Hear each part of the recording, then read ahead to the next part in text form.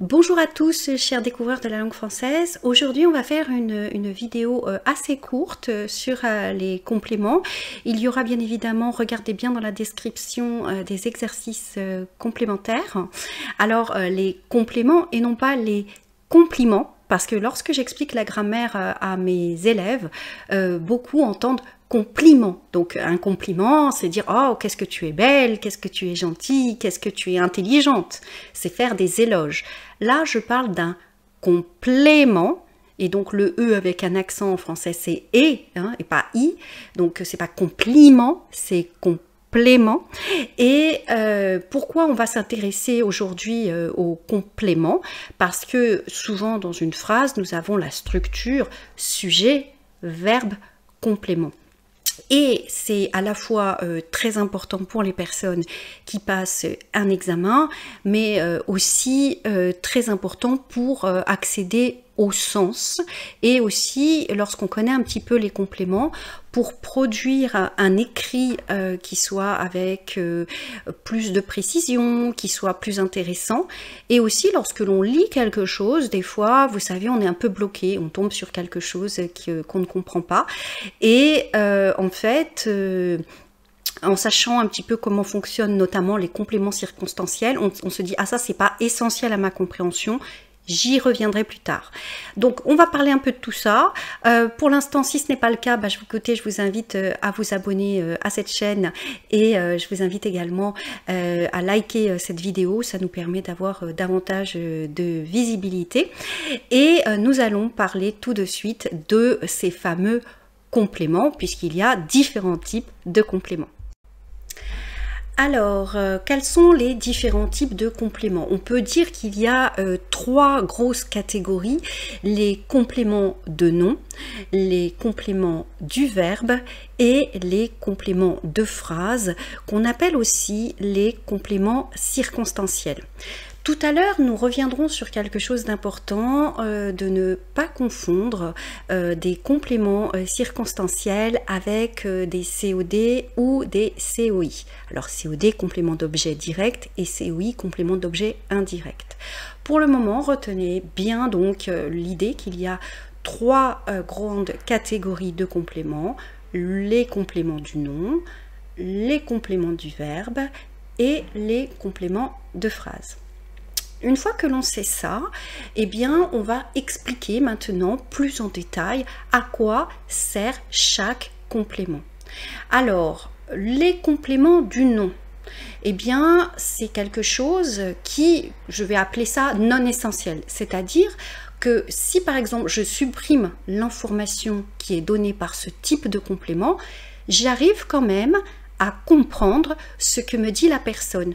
En fait, pourquoi je fais un petit peu cette vidéo, c'est pour vous expliquer que des fois, il ne faut pas être bloqué par des choses qui sont, quand je dis non essentielles, bien sûr, c'est toujours important d'avoir un peu plus de précision, mais parfois, il faut essayer de comprendre le sens général, de noter ce que vous ne comprenez pas, et vous y revenez ensuite. Et donc, un complément du nom, c'est quelque chose qui peut être supprimé, c'est donc quelque chose qui va donner une information supplémentaire. Plus précisément, c'est quelque chose qui va préciser un nom. Alors, je vais prendre un exemple. Elle porte une jupe en cuir. En cuir, c'est le complément de une jupe. Elle porte quoi? Alors, elle porte quoi? Le fait que je réponde à la question quoi, elle porte une jupe. Une jupe est donc un COD.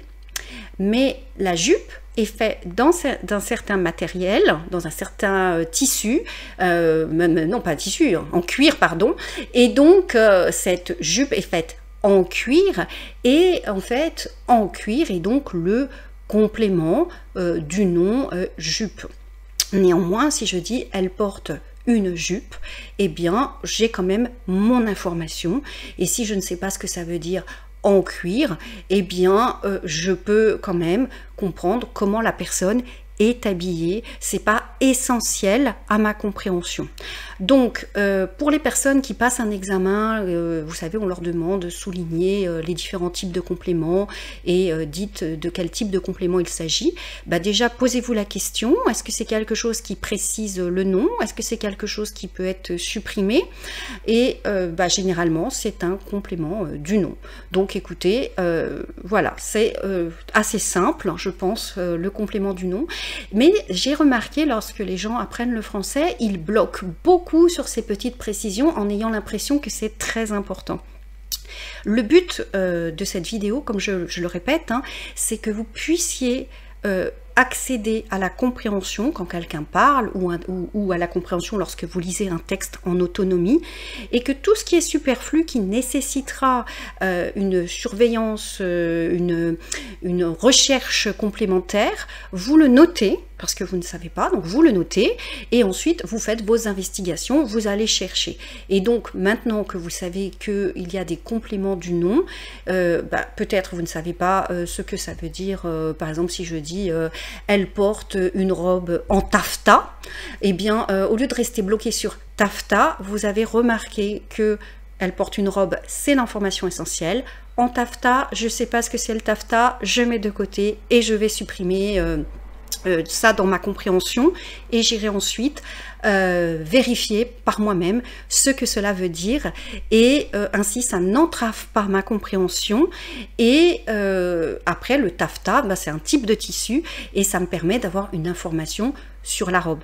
Mais en soi, ce qui est peut-être important, c'est qu'elle porte une robe.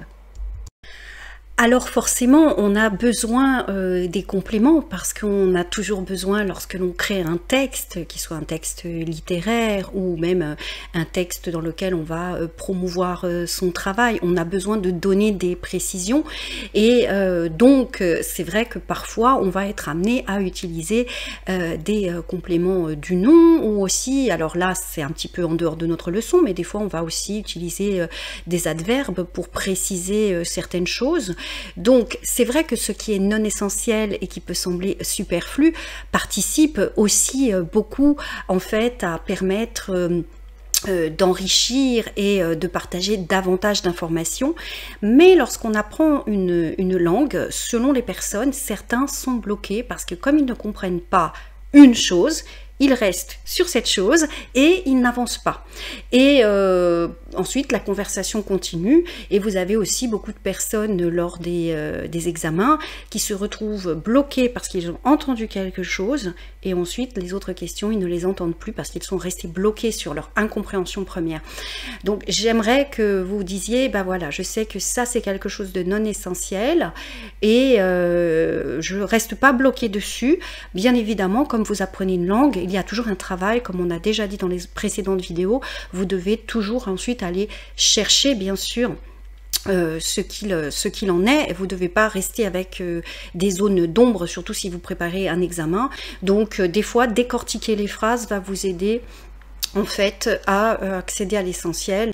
Décortiquons les phrases, comprenons à quoi certains compléments répondent, et ensuite on essaie d'accéder au sens général, et les précisions c'est dans un second temps.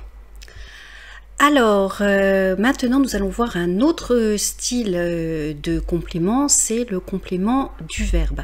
Alors généralement, les compléments du verbe, c'est ceux que vous voyez en premier lorsque vous apprenez le français.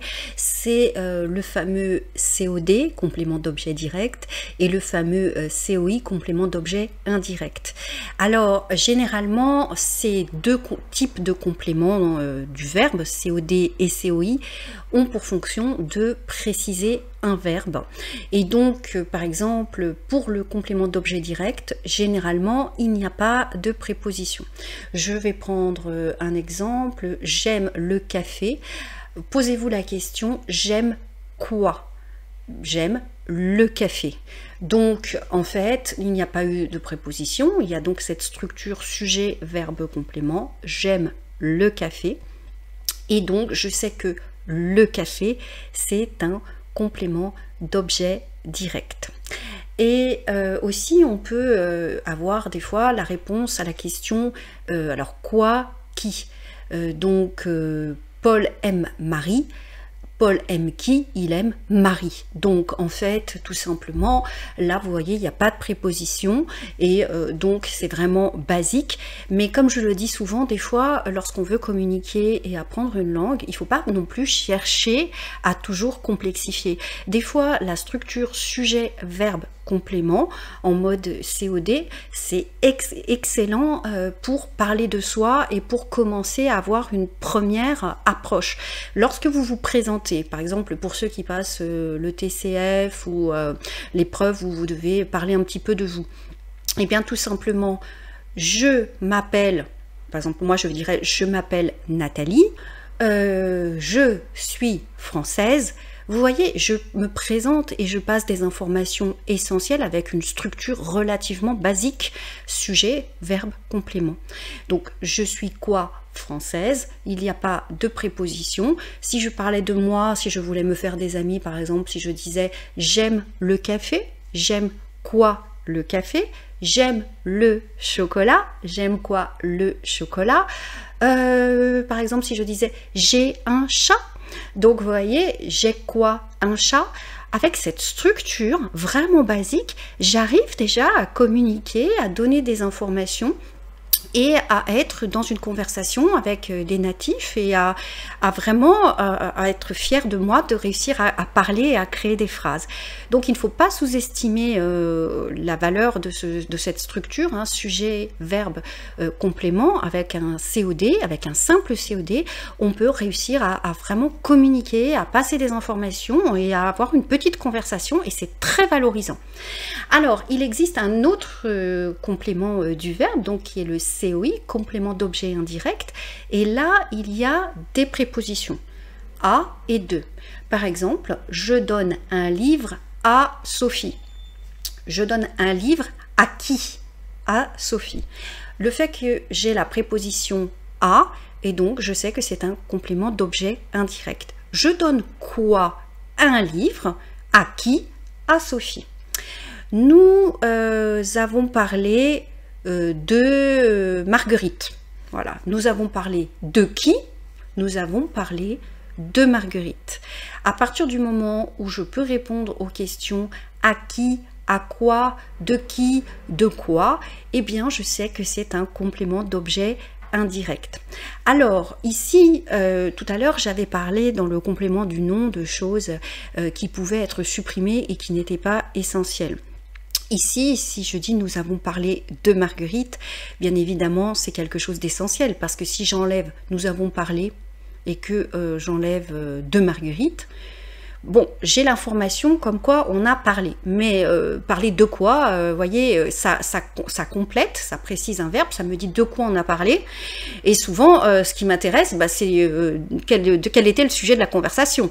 Donc, c'est vrai que là, par contre, je vais vraiment porter plus mon attention pour comprendre la situation, mais si jamais je ne comprends pas, en tout cas nous avons parlé, je sais quand même que les gens ont eu une conversation et je ne suis pas larguée. Alors larguée entre guillemets, c'est-à-dire à un moment j'arrive plus à suivre, hein. Donc là c'est un langage familier, à un moment les gens parlent vite, j'arrive plus à comprendre, et ben, essayez déjà de reprendre au moins la structure, nous avons parlé, de qui, de quoi, et généralement il y a de fortes chances qu'en appliquant cette méthode, en décryptant, vous arriviez à accéder au sens. Alors, pour terminer avec le COI, à chaque fois que vous pouvez répondre aux questions à qui, à quoi, de qui, de quoi, pour qui, pourquoi, contre qui, contre quoi, eh bien, sachez tout simplement que vous avez un complément d'objet indirect.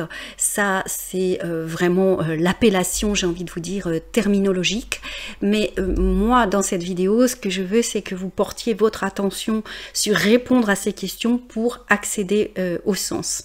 Sur YouTube il y a beaucoup de chaînes spécialisées dans la grammaire. L'objectif de cette vidéo ici, c'est vraiment de vous donner des petites clés, comment utiliser les compléments pour accéder au sens, vous poser des questions rapidement dans votre tête pour essayer de suivre une conversation ou d'être à l'aise pour créer vous-même des phrases dans lesquelles vous pouvez transmettre du sens. Voilà, je voulais le préciser. Alors à présent, nous arrivons au dernier type de complément. Alors ce type de complément, c'est ce qu'on appelle le complément de phrase. Alors le complément de phrase, qu'on appelle aussi complément circonstanciel, va répondre à des choses comme la cause, la manière, le but, le temps et le lieu. Tout à l'heure, quand je vous ai dit que je parlais de moi avec une structure très simple, sujet, verbe, complément, j'habite à Lyon. J'habite à Lyon, j'habite où? Et donc, j'habite à Lyon, c'est un complément circonstanciel de lieu. Alors, forcément, j'habite à Lyon, donc on va mettre à devant un nom de ville, et ensuite si vous mettez un nom de pays, on va utiliser en lorsque le pays est considéré entre guillemets comme féminin parce que il y a un article féminin, par exemple la France, ça devient j'habite en France. La Pologne, j'habite en Pologne. Si votre nom de pays est avec un L apostrophe, par exemple l'Italie, j'habite en Italie. Si par exemple l'Espagne, parce que Italie et Espagne commencent par une voyelle, donc on dit l'Espagne, l'Italie, et bien par exemple je vais en vacances en Italie. Donc ici vous avez donc le complément circonstanciel de lieu, je vis à Lyon, je vis en France. Donc ça, c'est un complément de phrase. Mais bien sûr, il y a d'autres compléments circonstanciels. Par exemple, le complément de temps. Hier, je suis allée au marché. Mais si vous remarquez quelque chose, c'est que le complément circonstanciel, je peux toujours le déplacer. Généralement, à l'écrit, il y a une virgule qui vous renseigne qu'il est déplaçable. En majorité, je peux les déplacer. Donc, par exemple, je peux dire « Je suis allée au marché hier ». Mais je peux dire aussi « Hier, je suis allée au marché ». Ça ne change absolument pas le sens. Alors, il y a aussi des compléments de phrases qui sont des compléments circonstanciels de manière. Alors, parmi les compléments circonstanciels de manière, je ne sais pas, moi, je peux dire « Elle s'occupe des enfants avec douceur ». Avec douceur, vous voyez, c'est un complément de manière. Donc, ça me donne des informations sur la manière dont cette personne s'occupe des enfants. Mais si je n'ai pas compris avec douceur, parce qu'il y a des gens qui ne connaissent pas le mot avec ou le mot douceur, eh bien, elle s'occupe des enfants, c'est l'information principale. Et vous voyez, là, j'ai un renseignement complémentaire avec douceur. Dans la conversation, je ne comprends pas, c'est pas grave, je le note, je le mets de côté et je vais aller le rechercher. On a également le but, par exemple, elle apprend le français pour travailler en France. Elle fait du sport pour garder la ligne. L'information essentielle, elle apprend le français. Elle fait du sport. Après, pourquoi elle fait du sport? Eh bien, tout simplement pour garder la ligne. Et pourquoi elle apprend le français? Peut-être pour travailler en France. Alors ensuite, vous avez aussi le complément circonstanciel de cause. Il est arrivé en retard parce qu'il y avait une grève des transports. Donc là, c'est la cause. On a mis sur notre site internet French Discoveries exprimé la cause et la conséquence. Parce que, à mon avis, ça c'est quelque chose qu'il faut quand même connaître. Il y a des petits mots qui nous permettent d'expliquer des situations, les circonstances, les causes, les conséquences. Et vous voyez, par exemple, il est en retard, ça c'est l'information principale. Après, si je veux avoir plus de détails, j'ai besoin du complément circonstanciel parce qu'il y avait une grève. Donc là, c'est toute cette partie de la phrase complémentaire qui est importante et une partie qui me donne envie d'en savoir un petit peu plus et de creuser. Mais des fois, je n'ai ni l'envie ni le temps de creuser. Et par exemple, si vous êtes au cinéma et que vous regardez un film, parfois vous avez besoin d'avoir l'information essentielle, les relations entre les personnages, comment l'action évolue, et pas forcément d'avoir plus de détails. Peut-être parce que votre niveau de langue n'est pas encore au point où vous pouvez avoir plus de détails, mais aussi parce que vous êtes à un moment de votre intérêt, voilà, vous voulez juste connaître principalement ce qui se passe et pas forcément avoir forcément tous les petits détails. Après, ça dépend de vous. Il y a des gens par contre qui ont vraiment besoin de tout avoir et de connaître les détails. Alors justement, les compléments circonstanciels, ça apporte des détails. Alors, autant le complément d'objet direct et le complément d'objet indirect et le complément de nom, j'étais passé assez rapidement. Là, par exemple, on peut avoir donc un complément circonstanciel de temps. Un complément de circonstanciel de temps, ça indique une date, un moment, la durée d'une action, et ça va répondre à la question quand, combien de temps. Par exemple, j'habite à Lyon depuis 1 an. Je vous laisse retrouver le complément circonstanciel de temps dans cette phrase. J'ai visité la Chine l'année dernière. Pareil, je vous laisse voir le complément circonstanciel de temps l'année dernière et ici répond à la question quand. Il existe également des compléments circonstanciels de lieu. Par exemple, je vais à Paris, je vais à Londres. Dans mon appartement, il y a 3 pièces. Ensuite, on a un complément circonstanciel de manière. Par exemple, je vais au travail en métro. Je vais au travail en voiture. Donc ici, c'est comment vais-je au travail, de quelle manière, en utilisant quel transport en commun, en bus, en métro, même à pied, eh bien c'est un complément circonstanciel de manière. On a également par exemple, elle s'occupe des enfants avec douceur, elle s'occupe des enfants avec patience, complément circonstanciel de manière. On a également par exemple donc la cause, on a vu tout à l'heure, hein, en raison de la grève il est arrivé en retard, à cause de la grève il est arrivé en retard, il est arrivé en retard parce qu'il y avait une grève. On a donc en fait ici on répond aux questions pourquoi, quelle est la cause, quelle est la raison. On a également un complément circonstanciel de moyens. Par exemple, il apprend le français avec des cours en ligne. Il apprend le français avec des vidéos sur YouTube. Donc ici, avec quels moyens, avec quelle méthode, avec quoi apprend-il le français? On a également des compléments circonstanciels de conséquences, donc qui répond par exemple à la question quel est le but, quel est le, pardon pas le but, ça c'est complément circonstanciel de but, je vais un peu vite, mais par exemple pour la conséquence, avec quel résultat? Par exemple, elle fait du sport au point d'aller à la salle 3 fois par jour. Donc ici, au point 2, vous voyez, c'est quelque chose qui va parler de la conséquence. Elle va énormément à la salle. Le but, donc je reviens au but, elle apprend le français pour vivre en France. Elle rentre tôt pour passer du temps avec ses enfants. Et vous avez aussi un complément circonstanciel d'accompagnement, c'est-à-dire par exemple, je dîne avec François. Ce soir, donc vous voyez, avec qui je vais déjeuner? Avec François. Je vais faire des activités sans mes enfants, avec mes amis, donc sans mes enfants. Complément circonstanciel d'accompagnement qui est ici sans qui, mais avec qui? Avec mes amis. On peut aussi avoir un complément circonstanciel de comparaison, on peut avoir un complément circonstanciel d'opposition, de concession.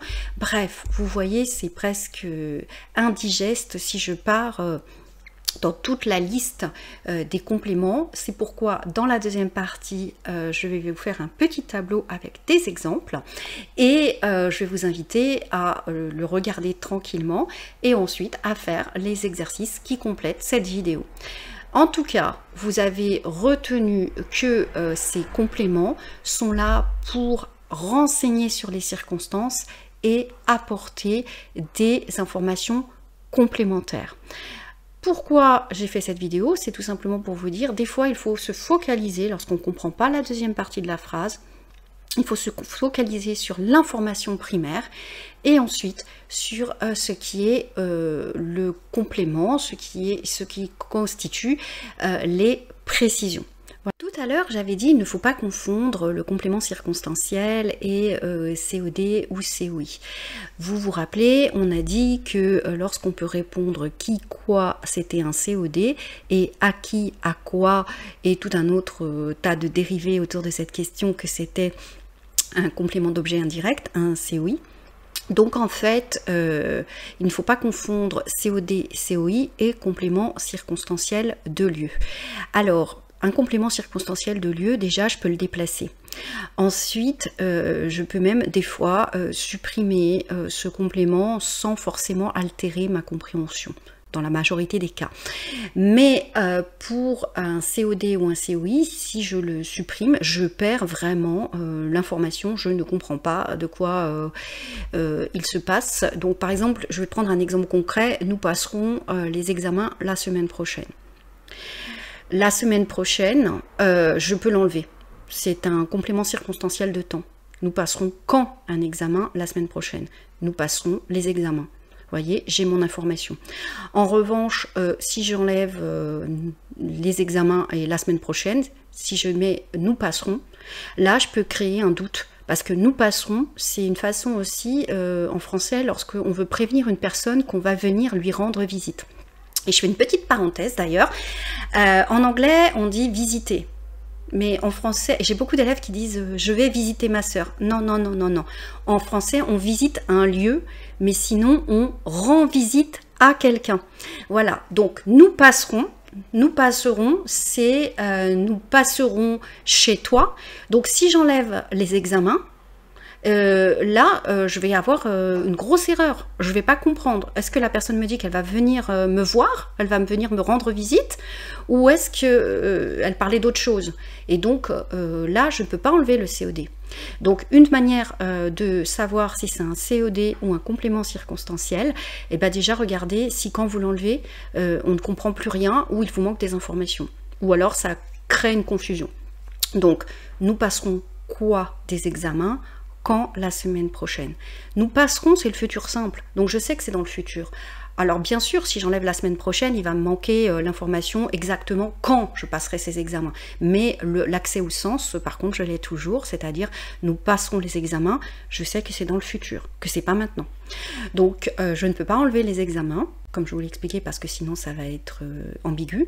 Et voilà un petit peu comment réussir à voir lorsque c'est un complément du verbe et un complément de phrase. Vous voyez la différence, c'est que souvent les compléments de phrase, eh bien je peux les enlever, je peux aussi les bouger de place, et c'est pas forcément toujours le cas pour les COD ou COI, parce que sinon ou je perds de l'information ou ça ne veut plus rien dire. Donc ça c'est aussi pour les personnes qui ont des problèmes de syntaxe pour composer leurs phrases. Vous voyez, nous passons quoi les examens? Vous ne pouvez pas dire les examens nous passerons. Et nous allons maintenant arriver à la deuxième partie de cette vidéo dans laquelle je vais vous présenter un tableau récapitulatif.